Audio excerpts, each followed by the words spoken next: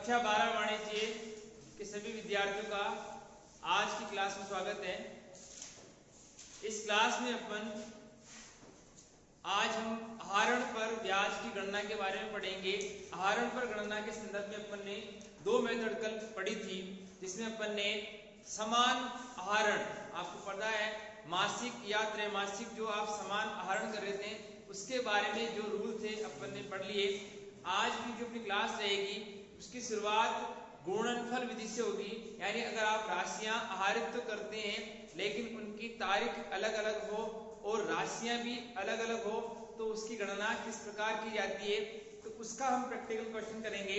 उसके बाद अपन interest on capital की भी गणना करेंगे, जिसे गुणनफल विधि के माध्यम से किया जाएगा।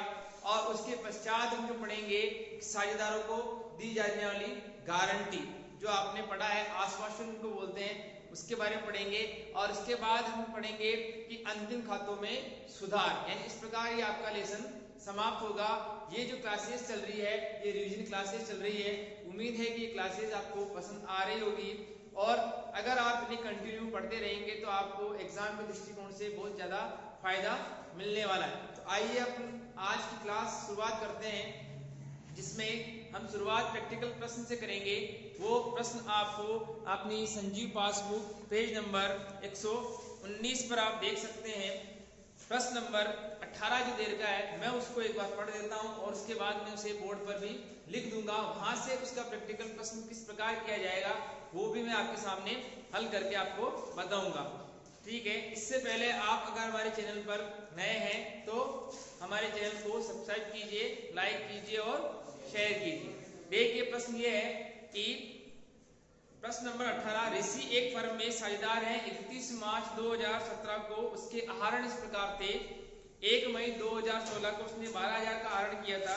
31 जुलाई 2016 को उसने 6,000 का आहरण किया था और 30 सितंबर 2016 को 9,000, फिर 12,000, फिर 8,000, फिर 7,000। वो सारी डेट मैं आपके बोर्ड पर लिख दूंगा।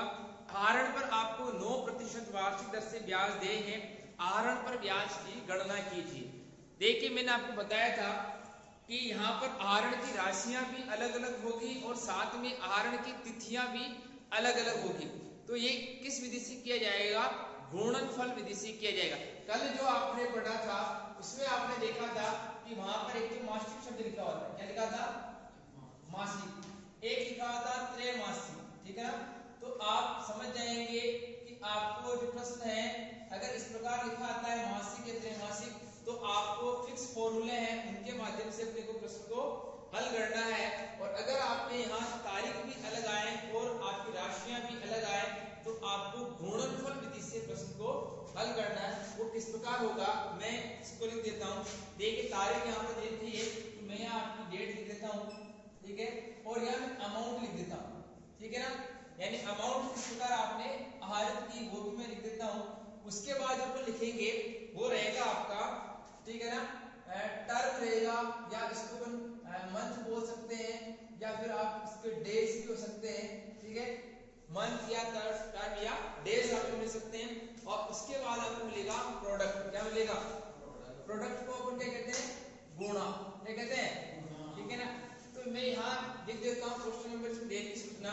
पहले मैं डेट लिख देता हूँ 1 मई 2016। ठीक है, नेक्स्ट डेट दे दिया आप लोग 31 बोलते हैं जुलाई 2016। फिर नेक्स्ट डेट बोलो 30 सितंबर 2016। फिर नेक्स्ट डेट कौन सी है? 30 नवंबर 2016। फिर डेट कौन सी है? 1 जनवरी 2017। और वापस डेट कौन सी है? 23 मार्च 2017। ये तारीख आपको दे दी। ठीक है, उसके बाद इनके अमाउंट में सामने नोट कर देता हूँ 12,000, यहाँ कितनी है? 6,000, फिर कितनी है? 9,000, फिर कितनी है? 12,000, फिर कितनी है? 8,000 और फिर कितनी है? 7,000। ये डेट प्रश्न में आपको ये जरूर दिया जाएगा खाते बंद कब होते हैं, तो यहाँ पर खाते बंद होते हैं 31 मार्च को। कब बंद होते हैं? 31 मार्च। ठीक है, और रेट ऑफ इंटरेस्ट भी प्रश्न में आपको मिलेगी। वो रेट है यहाँ पर 9%। कितनी है? 9%। क्लियर हो गया? अब हम इस प्रश्न को समझने का प्रयास करते हैं पूरा। देखिए आप क्या लिखा हुआ है कि आपको ये देखना है कि आपके खाते बंद कब होते हैं। क्या देखना है? खाते बंद कब होते हैं, वो डेट जरूर प्रश्न में देख लेना। वो डेट प्रश्न दे रखी है 31 मार्च। क्या दे रखी है? ठीक है। अब आपको वो तारीख देखनी है जिस तारीख को आपने आहरण किया, जिस तारीख को आपने, तो आहरण मैंने किया पहली बार 1 मई को। कब किया? तो आपको 1 मई से चलना है और 31 मार्च तक आना है। वहां तक आपको देखना है कि आपके दिन कितने हैं या फिर आपके महीने कितने हैं। तो इस प्रश्न में शायद आपको महीने मिलेंगे। क्या मिलेंगे? तो यहाँ पे सिर्फ मंथ भी लिखा और क्या लिखा? डेज भी लिखे। क्या लिखे? तो हम यहाँ देखते हैं मई पूरा आ रहा है। क्या आ रहा है? मई, जून, जुलाई, अगस्त, सितंबर, अक्टूबर, नवंबर, दिसंबर, जैन, फेब और मार्च। बताइए कितने महीने हो गए?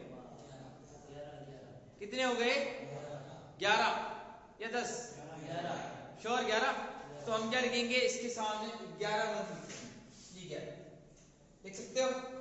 फिर चलते हुए जुलाई से। जुलाई समाप्त हो चुका है। जुलाई समाप्त हो चुका है। तो जुलाई समाप्त हो चुका है तो जुलाई को हटाओ, आगे काउंट करो सितंबर से आगे। सितंबर, अक्टूबर, नवंबर, दिसंबर, जैन, फेब और मार्च। कितने हो गए? 8। तो हम यहाँ कितने महीने लिखेंगे? 8। फिर आगे देखिए सितंबर में समाप्त हो गया, अक्टूबर से स्टार्ट करें। कितने महीने हो जाएंगे? 6। फिर आप नवंबर में समाप्त हो गया, दिसंबर से स्टार्ट करें। कितने हो गए? 4। कितने हो गए? 4। फिर जनवरी को पूरा काउंट करना है, जनवरी, फरवरी और मार्च। कितने हो गए? 3। फिर काउंट करना, मार्च है ही नहीं, 0। तो यहाँ डेज कर खाली। क्या करते हैं? बात समझ में आ गई आपको? क्या करना है कि हमारे खाते कब बंद होते हैं उसको देख लेना। क्लियर हो गया? अब आपको इनको क्या करना है? गुणा करना है। क्या करना है? गुणा करना है। तो मैं इसको फटाफट से गुणा कर देता हूँ। 12 इंटू आप 11 कर लेना, जो भी आप आए उसको आप ध्यान लिख सकते हैं। 11 दूनी 22, कितना बच गया? 1। 11 के 11 दो कितने हो गए? 13 हो गया। इसको गुणा कर लेना, 8 कितने होते हैं? 48,330। 6 इंटू 9 कितने होते हैं? 54,000। कितने जीरो हो गए? 3। और 12 इंटू 4 कितने हो गए? 48,003। फिर 3 इंटू 8 कितने हो गए? 24,000। इसको ब्लैंक कर दें। ठीक है। अब आप इसकी टोटल लगा, क्या करें?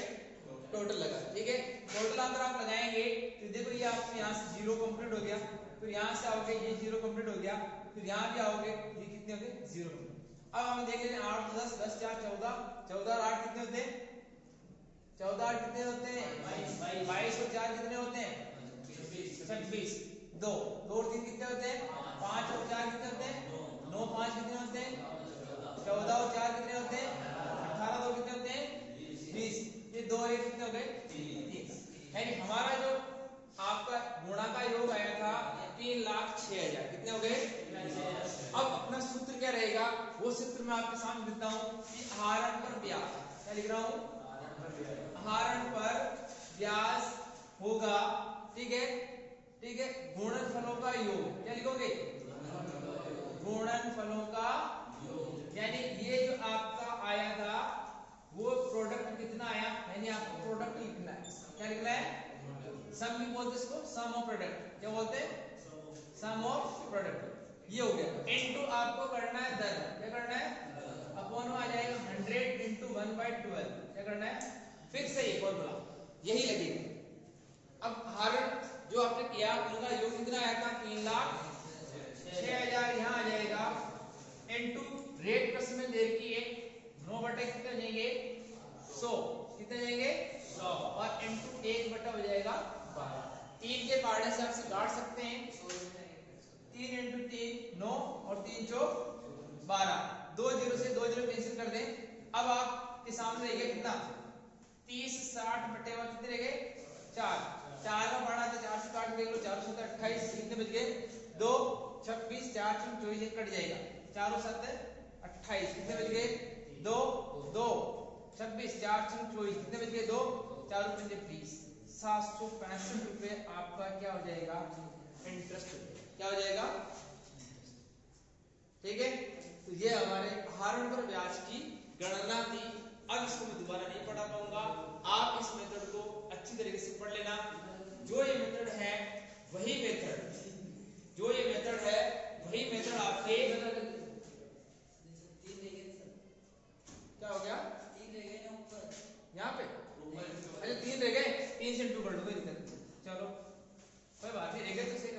3 पंजे 15, 3 छह 18, 1 19, 3 9 7 21 और 22।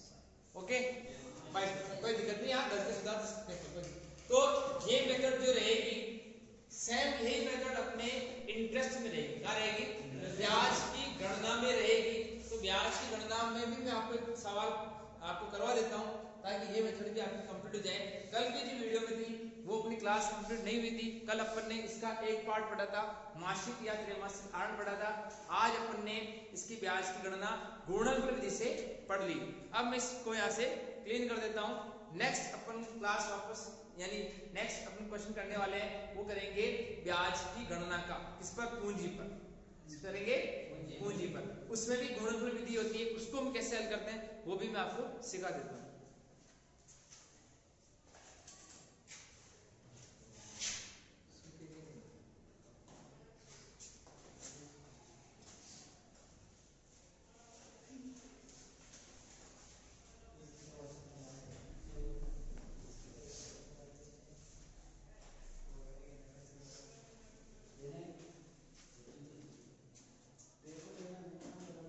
देखिए अब हम पढ़ रहे हैं ब्याज की गणना किस प्रकार की जाती है जब आपको पूंजी अलग अलग तिथि को दे रखी होती है, ठीक है, यानी कभी लगाई कभी हटाई, ठीक है, उसको आपको ध्यान से देखना। उसके भी दो मेथड है, एक इसी तरीके से भी कर सकते हैं और एक टेबल बना के कर सकते हैं।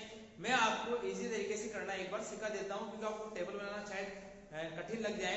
तो हम ये देखते हैं कि माना कि आपके पास 3 पार्ट है, सुने आप, है ना, आपके पास 3 पार्टनर है ए बी और सी। प्रश्न बहुत अच्छा रहेगा, इसको सुन ले, ये अपने मन से मैं बना रहा हूं, ठीक है। यहां मैंने आपको तारीख दी 1/4/2020, ठीक है ना, ये मैंने आपको डेट दे दी। फिर मैंने दे दी आपको 1/6/2020, फिर मैंने आपको दे दिया 30/8/2020, ठीक है, और एक मैंने आपको दे दी 1 जनवरी 2021, ठीक है। हमारा अकाउंटिंग क्लोज होता है 31 मार्च, कब होता है, 31 मार्च। ये प्रश्न बताया कि इसने 1 लाख रुपए लगाया था, इसने 2 लाख रुपए लगाए थे और इसने 50,000 रुपए, कितने लगाए, 50,000। फिर क्या हुआ कि इसको किसी वजह से जरूरत पड़ी और इसने 20,000 रुपए हटा लिए, यानी मैं इसको कोष्टक में डाल दूं, ठीक है। इसने 50,000 रुपए और लगवा दिए, ठीक है ना, ये लगा दिया और इसने कुछ नहीं किया, इसने कुछ नहीं किया, ठीक है। फिर इसने क्या किया, 80,000 रुपए और लगा दिए, ठीक है, और इसने 70,000 रुपए विड्रॉल कर दिए, यानी हटा दिए, ठीक है, और इस वाले ने 10,000 रुपए और बढ़ा दिए, ठीक है। फिर इसने कुछ नहीं किया और इस वाले ने 20,000 रुपए और लगा दिए और इसने 5,000 रुपए हटा दिए। ये प्रश्न आपको दिया, ठीक है, यानी जो ब्रैकेट में लिखा हुआ है उसको मैं कह रहा हूं उसको कैसे हटा दिया, ठीक है। और आपसे कहा कि आहरण पर ब्याज की दर 12%, सॉरी इंटरेस्ट पर ब्याज की दर कितनी है, 12%। आप मुझे बताइए कि इन तीनों को कितना ब्याज देना पड़ेगा, ठीक है, ये देखना है, क्लियर है। अब एक सिंपल सा अगर आप एक एक निकालना है चाहे तो मैं एक एक का भी निकाल सकता हूं, आप चाहो तो मैं सबका अलग अलग निकालूं, ठीक है, यानी कि मतलब एक टेबल से निकालूं तो टेबल से भी निकाल सकते हैं। इससे पहले अपन सिंगल पढ़ना सीख जाते हैं ताकि आपको थोड़ा इजी लगेगा, ठीक है। मैं बात करता हूं ओनली एक, इसकी एक अगर आपको समझ में आ रहा है तो दूसरा भी आप आसानी से, एक ही मैं बात करता हूं तो आपको देखना इस व्यक्ति ने पैसा लगाया 1/4, कब लगाया, 1/4। अब ये मान के चलो कि इसका जो 1 लाख रुपए है वो पूरे साल पर रहा, कैसे रहा, साल पर रहा, ठीक है। तो बताओ कितने महीने हो गए, 12 महीने, ठीक है। फिर इसने पैसा हटा दिया, इसने पैसा कितने हटाए, 20। अब इसके पास कितने पैसे रह गए, 80। कब लगाए थे, 1/6 को, 6 से आगे 31 मार्च से कितने महीने होते हैं, हाँ 6 भी काउंट होगा, उसमें 6 भी काउंट होगा ना, 9 महीने कितने होते हैं, ठीक। फिर व्यक्ति ने वापस 80 लगाए, बताओ यहाँ पर 1 लाख में से 20 गए 80 बच गए, फिर 80 कितने हो गए, 160। अब ये पैसा 8 से आगे यानी 8 खत्म हो गया, 8 खत्म हो गया, आगे कितने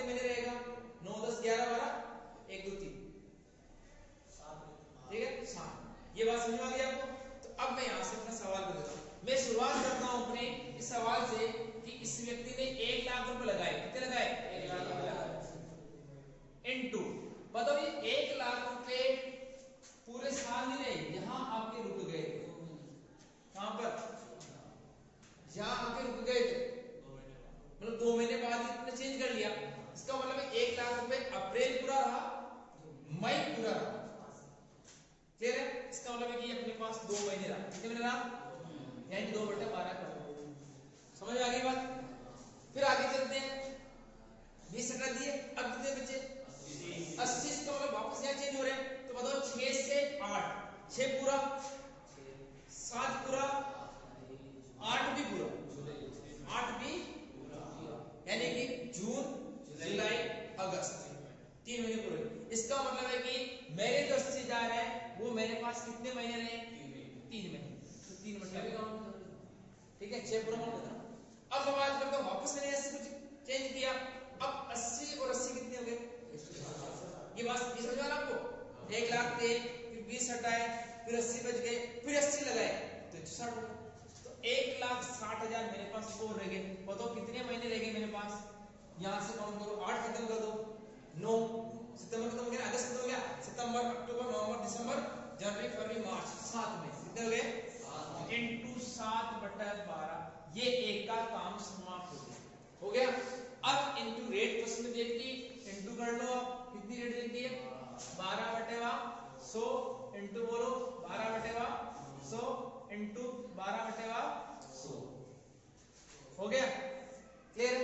अब क्या करें, 12 से 12 कैंसिल कर ले, ठीक है, 2 0 से 2 0 कैंसिल कर ले, पहले वाले का ब्याज यानी पहले 2000 का ब्याज देना पड़ेगा, फिर 12 से 12 कैंसिल कर ले, 2 0 से 2 0 कैंसिल 8 किया, 2400 का ब्याज यहाँ लगेगा, फिर 12 से 12 कैंसिल 2 0 से 2 0 16 7 112 11,200 कितने 11,200 टोटल आप जोड़ लो, 11 2 13 13 2 15 15,400 रुपए एक को ब्याज देना है। क्लियर हो गया? ये ऐसे आपको बी का करना है, ऐसे आपको सी का, ये तो हो गया बिल्कुल उस तरीके से। अब मैं आपको टेबल बना के हल करना सिखा देता हूं, तो मैं दोनों सवाल आगे हल नहीं करूंगा, आप एक के माध्यम से बी और सी को निकाल सकते हैं। डेट लगभग वही है, डेट लगभग वही है, आपको एडजस्ट करना आना चाहिए। क्लियर हो गया? अब मैं यहां से इसको थोड़ा क्लीन कर देता हूं, ठीक है। अपने आंसर 15,400 आए थे, कितने आए थे, तो नेक्स्ट जो अपन हल करेंगे उसमें कितना आना चाहिए 15,400 आना चाहिए, ठीक है। देखिए इसको मैं हटा दूं, ठीक है ना,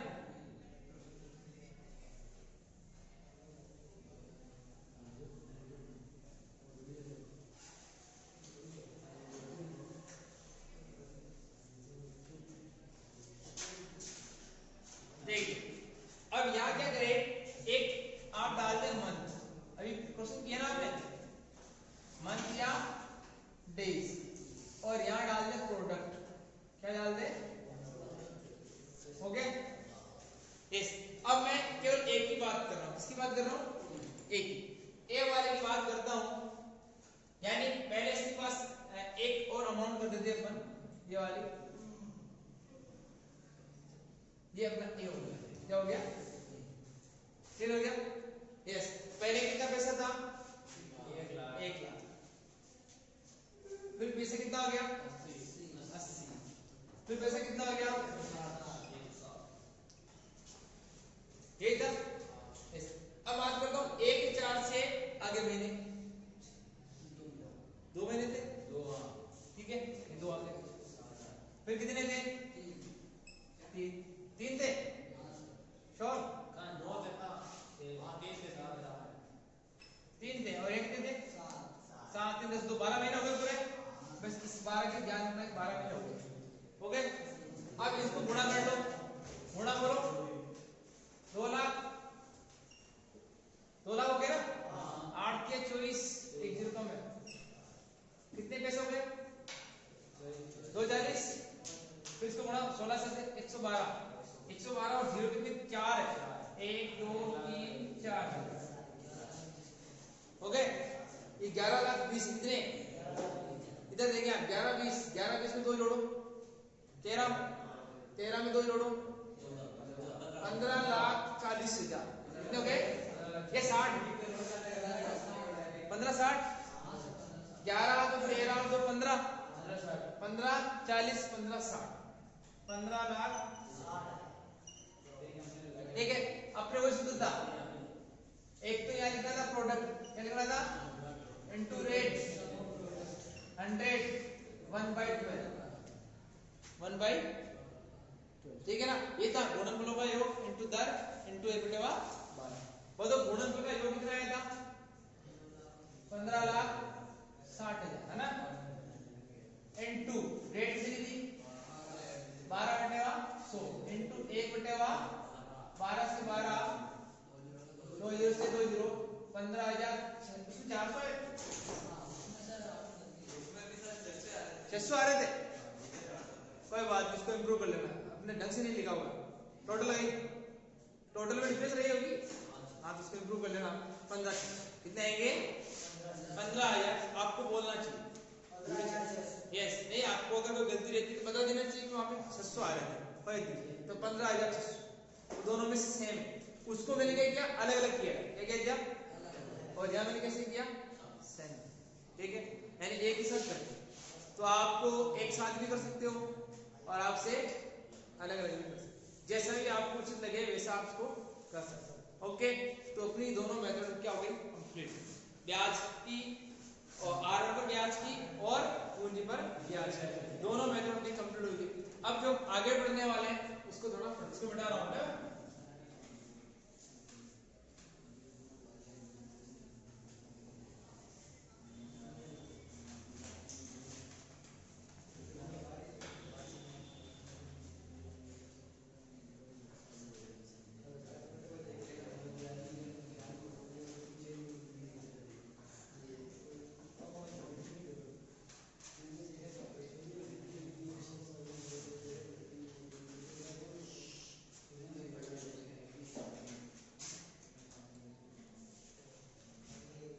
हाँ, नेक्स्ट जो पॉइंट अपन पढ़ रहे हैं वो पढ़ने वाले हैं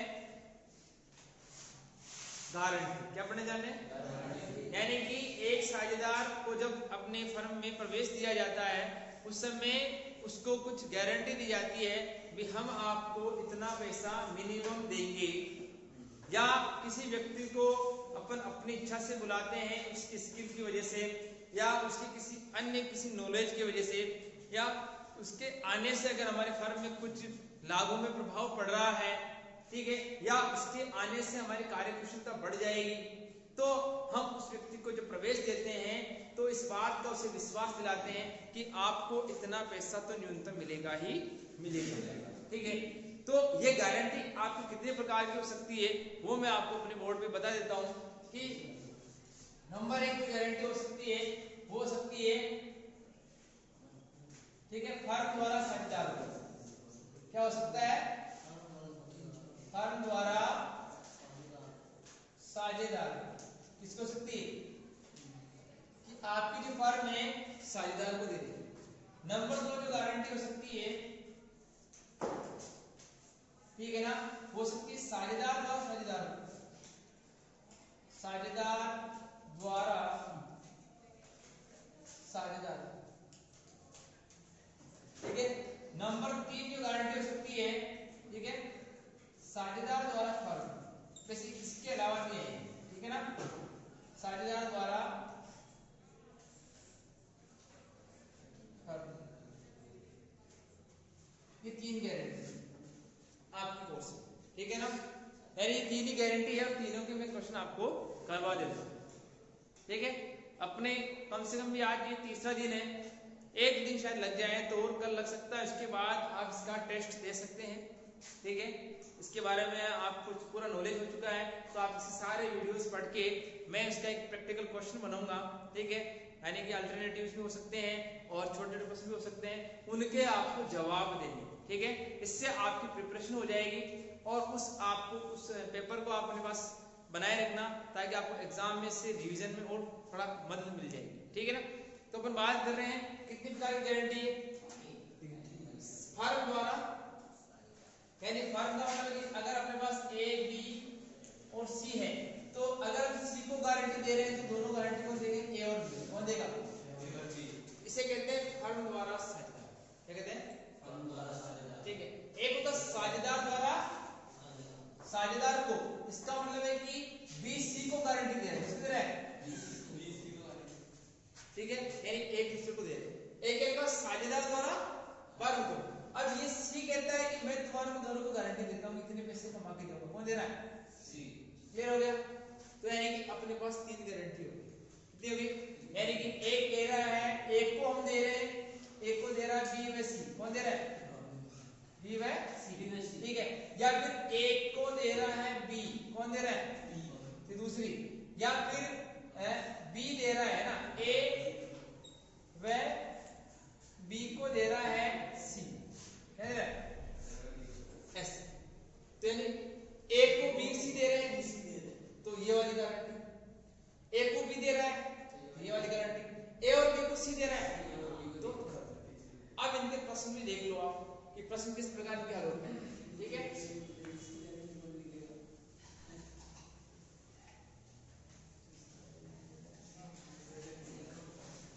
ठीक है, मान लो अपने पास ए और बी दो पार्टनर है और दोनों का रेशियो है 3:2। सुनिए आप इसको देखें, ठीक है ना। और हमने सी को नया प्रवेश दिया 1/4 इसके लिए। इसको मैंने कहा तुम्हारे को 50,000 मिलेंगे। कितने मिलेंगे? 50,000। ठीक है, 50,000 मिलेंगे। 100 इसको बोल दे, इससे कम रहता है तो हम दोनों देते हैं। क्या देंगे? या तो प्रश्न में अनुपात मिलेगा, सुनिए आप, और प्रश्न में अनुपात नहीं मिले तो बराबर बराबर। क्या मिलेगा? और प्रश्न में ये अनुपात भी मिले और वो कहे कि अगर इसी प्रकार का इसकी कोई कमी रहती है तो 2 1 में भेद की जाएगी, तो इसको काम में लेना। अगर ये आपको एक्स्ट्रा और मिल जाए तो फिर इसको काम में लेना, बाकी अगर नहीं मिले तो फिर ये काम में लेना। ठीक है। अब तो उसके कितने देने? 50,000 देने। मैंने कहा मेरी फर्म में जो लाभ है वो लाभ है मेरे 1,80,000। कितने? 1,80,000 का मेरे पास प्रॉफिट। ठीक है। अब मैं बात करता हूँ इसको 50 देने, तो सबसे पहला आप जो काम करेंगे वो नया अनुपात निकालेंगे। क्या निकालेंगे? नया अनुपात। और नया अनुपात आप निकालना जानते हैं कि जब इस प्रकार के प्रश्न आते हैं तो आपको कुल लाभ 1 मानना है। क्या मानना है? 1। कि माना आपका लाभ कितना रहेगा? 1। ठीक है। माना कुल लाभ क्या लिखोगे? माना कुल लाभ बराबर क्या करोगे? 1। और 1 में से 1/4 घटाएंगे तो कितना आएगा? बोलो। 4 में से घटा दो 3/4। एक का आप क्या करेंगे? न्यू रेशियो निकालेंगे। क्या निकालेंगे? एक का न्यू रेशियो क्या आएगा? 3/4। इसका ओल्ड कितना है? 3/5। 3 तो कितने हो गए? 5। तो कितना आएगा? 9/20। सेकंड डी का कितना आएगा बताओ? 3/4 इंटू बोलो 2/5 कितना आएगा? 6/20। और सी का आपको दे देगा 1/4। क्या दे दिया? इसको भी 20 बना दो तो 5 और इंटू कितना जाएगा? रेशियो हो गया 9:6:5। क्या हो गया? 9:6:5। अब कल मैंने आपको पीएल एप्रोप्रिएशन अकाउंट बनाना सिखा दिया था, सिखाया था ना। तो आपको बनाना आता है कि पीएल एप्रोप्रिएशन अकाउंट कैसे बनता है, जो आप मेरी पिछली वाली वीडियो में देख सकते हैं। ठीक है ना।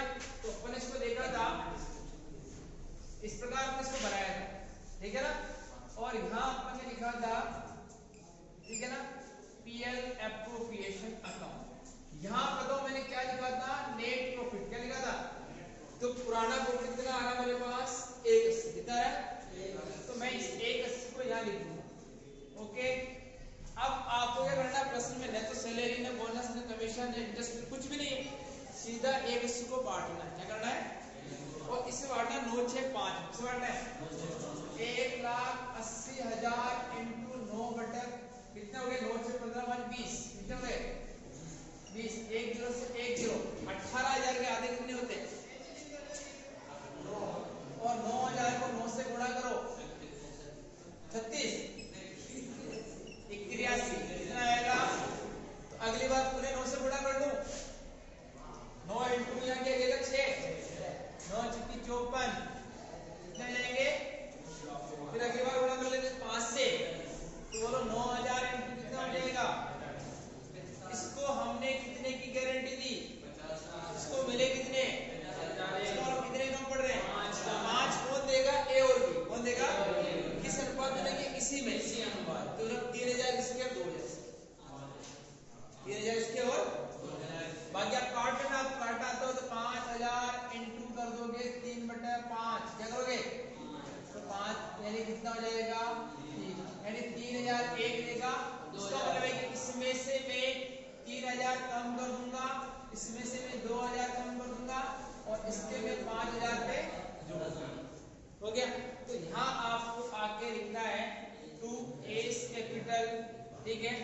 पहले मिल रहे थे इसको 81,000, अब इसमें से 3 घटा दिए, कितने मिलेंगे, 78,000। कितने मिलेंगे, फिर लिखूंगा मैं 2B कैपिटल, पहले इसको कितने मिल रहे थे, 54, और 54 में से 2 घटा दो, कितने मिलेंगे, 52,000, ठीक है। फिर कौन था, 2C कैपिटल, क्या था, और इसको कितने मिल रहे थे पहले, 45, और इसमें से 5,000, ठीक है। 5,000 से प्लस कर दें तो कितने हो जाएंगे, 50, हो गया। 5 180 और 1। अब रही बात प्रश्न में, वो आपसे पूछेगा कि इनकी एंट्री भी करो, क्या कहेगा, एंट्री में आप देख लें जिन साझेदारों को नुकसान हुआ है उनको डेबिट कर दो और जिनको फायदा हुआ उसको क्रेडिट कर दो। बताओ नुकसान किसको हुआ, ए बी को। तो आपकी एंट्री बन जाएगी ए कैपिटल अकाउंट डेबिट, फिर आ जाएगा बी कैपिटल अकाउंट डेबिट। फायदा किसको हुआ था, सी कैपिटल। इसको नुकसान कितने का हुआ था, इसको कितना हुआ था, इसको फायदा कितना हो गया। पहली वाली गारंटी आपकी समाप्त हो चुकी है और आने वाले वीडियो में मैं आपकी दोनों गारंटी समाप्त करके और फाइनल एडजस्टमेंट भी आपको सिखा दूंगा। इस प्रकार एक कल की क्लास में अपना ये रिवीजन समाप्त हो जाएगा। उम्मीद है कि आपको ये वीडियो पसंद आया होगा। आप अपने दोस्तों में इस वीडियो को शेयर कीजिए। Thank you very much.